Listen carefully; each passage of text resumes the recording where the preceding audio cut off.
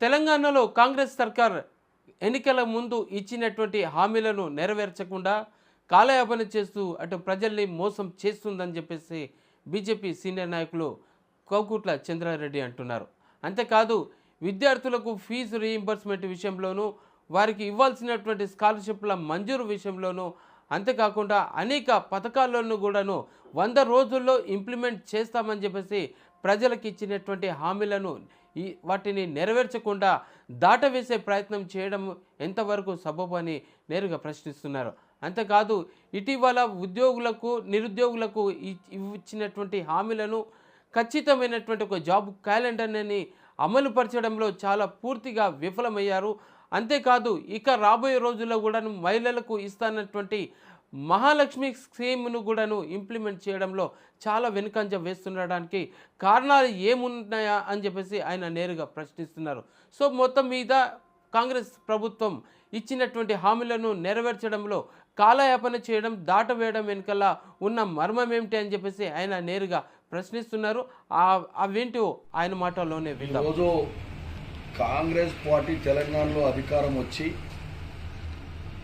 దాదాపు 15 నెలలు కంప్లీట్ చేసుకొని 16 నెలలు నడుస్తున్న సందర్భంగా ఏ ఒక్క వర్గం వాళ్ళు కూడా నిమ్మలంగా లేరు. ఈరోజు అటు రైతులు కానీ అటు అదేవిధంగా ఆటో వాళ్ళు కానీ ఇంకా ఏ కార్మికులు కూడా ఆఖరికి రిటైర్మెంట్ అయిన కార్మికులు కూడా ఆఖరికి పోతే విద్యార్థినులు కూడా అదేవిధంగా కాలేజీలు కూడా ఈ విధంగా ఫీజు రీయింబర్స్మెంట్ ఇవ్వక చాలా ఇబ్బంది పడుతూ ఉన్నారు. దాదాపు 3 లక్షల మంది విద్యార్థులకు 7,200 కోట్లు ఫీజు రీయింబర్స్ బాకీ పడ్డది ఈ ప్రభుత్వం. వాళ్ళు ఏ విధంగా మేము ఈ కాలేజీను ముందుకు తీసుకెళ్లాలని చాలా ఇబ్బంది పడుతున్న సందర్భం ఈ కాలేజీ యాజమాన్యం అంతా కూడా. అదేవిధంగా పేద బడుగు బలైన వర్గాల విద్యార్థినులు అందరూ కూడా ఈ ఫీజు రీయింబర్స్ రాక చాలా ఇబ్బంది పడతా ఉన్నారు. అదేవిధంగా చెప్పుకుంటూ పోతే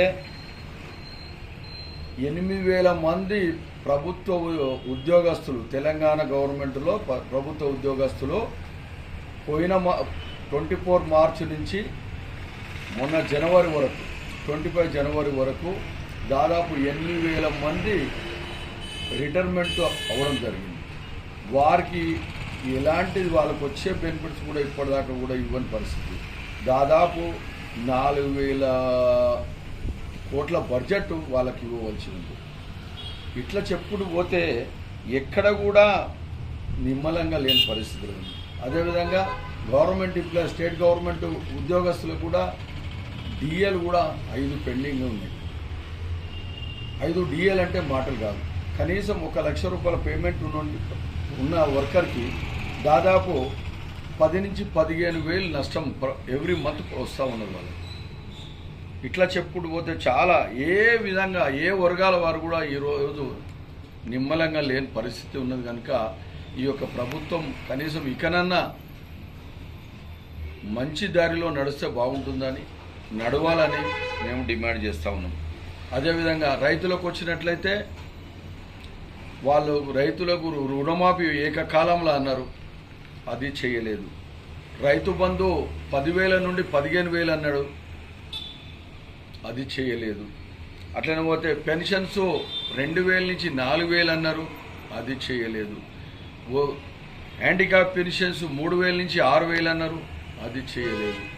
ఇట్లా చెప్పుడు పోతే ఎన్నో వాగ్దానాలు చేస్తారు. అదేవిధంగా కొత్త పెన్షన్దారులు ఈనాడు ప్రతి మున్సిపల్ చుట్టూ గ్రామ పంచాయతీ చుట్టూ మండలాల చుట్టూ ఎంతోమంది తిరుక్కుంటూ ఆ పడిగాపులు కాసే పరిస్థితి ఏర్పడుతూ ఉన్నది. వాళ్ళని పట్టించుకునే నాదులు లేదు. ఇట్లా చెప్పుకుంటూ పోతే చాలా విధాలు కూడా. అదేవిధంగా కూడా ఏ ఒక్క తెలంగాణ రాష్ట్రం మొత్తం కూడా కనీసం ఏ మున్సిపాల్లో కనీసం ప్రజాప్రతినిధులు లేరు, గ్రామ పంచాయతీలు లేరు, మండల పరిషత్తులు లేరు, జిల్లా పరిషత్తులు లేరు.